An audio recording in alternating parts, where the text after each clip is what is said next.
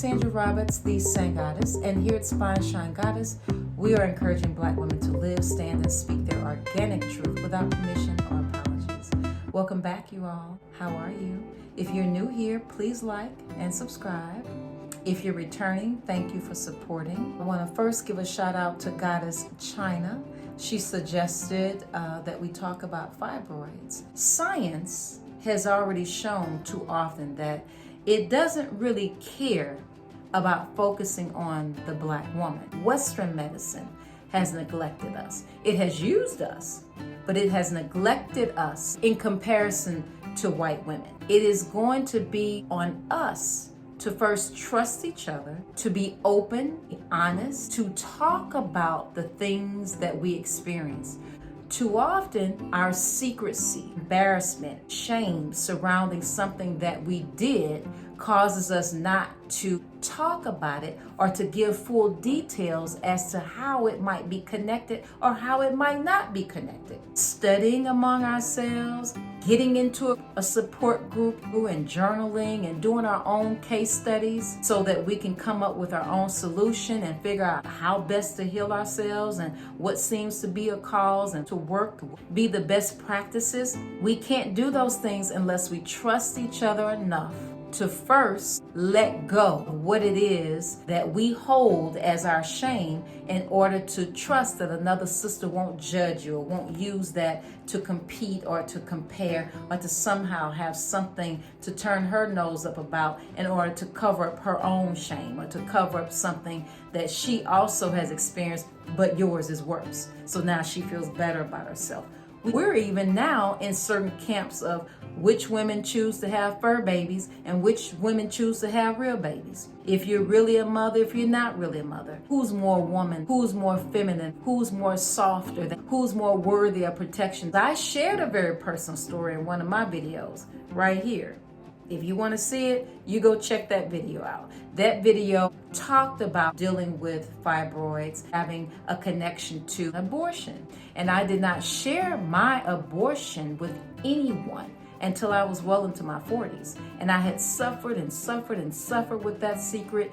And for me, I felt like it was connected to my fibroids, that the shame invaded my womb space. That's where it collected. Muscles do hold trauma. Your cellular makeup is impacted by how you feel and how you think. Even though Western medicine teaches things in isolation, we're not in isolated parts. We have to let go of the shame that might be connected. It could be a rape. Getting in touch with the history of our bodies, tracking when symptoms first started, what happens during a certain time, was there something even going on in your girlhood, what you were eating. And I'm no doctor, but we do know we have to do it ourselves because they've already moved on to menopause.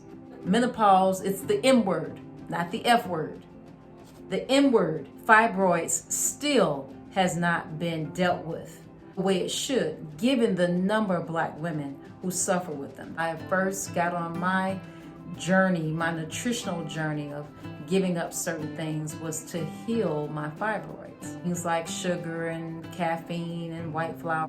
Fibroids do come back. So if they come back, regardless of how you're eating or how well you're eating, there's something more impactful, not just physically. So because the science is not supporting it, we are going to have to get to some understanding of the F word for ourselves. Get a journal, track when things started to happen. Doctors, they question you about the history in the family and when your symptoms started, and you can do that. Combine, create, identify things that are similar or different, and possibly come up with the common thread, with the common denominator. There is no pink ribbon for fibroids. It is going to be up to us. It being something that affects the womb space and possibly our infertility, it's not priority. That's less of us. Or there just isn't any money in it yet. I always think of our slavery experience or the ancestors. It's connected to women who had so much trauma to the womb space in terms of rape, choosing to get rid of a child. You didn't own your reproductive, you didn't own yourself. Womb space being used for capitalism to serve the purpose of someone else's pockets, not for love of self, not for even the love of the man that you chose. And as I said, there is no isolation. We're holistic. And if we can see how we are connected to our history in terms of dance, food, and the way we speak, if we can connect those things, by all means, we can connect the birth canal, our wombs, to the trauma of our mothers and our foremothers, and how that cycle continued. Why else would it be 8 out of 10 Black women? I didn't have a hysterectomy. I just dealt with mine with eating, trying to eat the things that didn't cause irritation. Being with a partner who was sensitive to my suffering. I had endometriosis and it was very painful. And in my 20s, I suffered a lot, which means there were a lot of things that I could not do. I couldn't be swinging from the chandelier.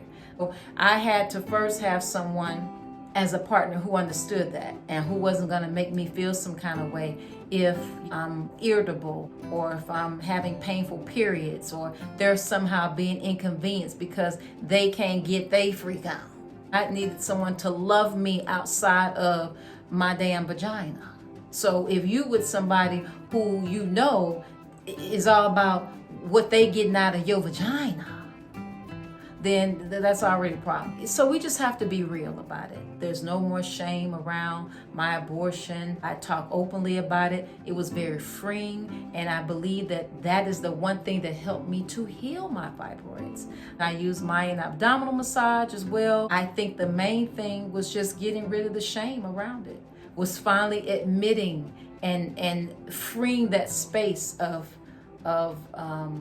whatever it was that was holding it in bondage. And that is what I think. Black women's wombs have been in bondage.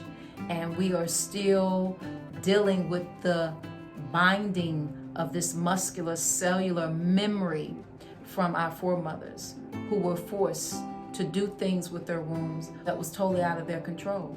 If you're with a partner, I think that's a critical time to see, especially if it's a new relationship specifically. If you're grown enough to already be in an intimate space with a brother who may not understand things that you go through with your body, why not talk about it? We can talk about how good we are in the bed and all the sexual positions and how we can turn people out and how we'll make you.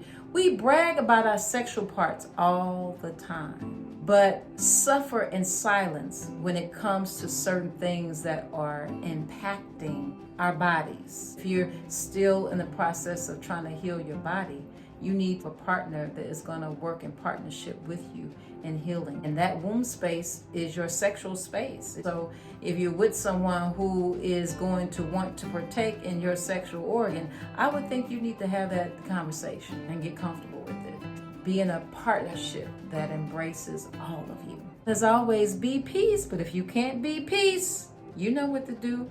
All right? Till next time, y'all. Peace out. And thanks for joining.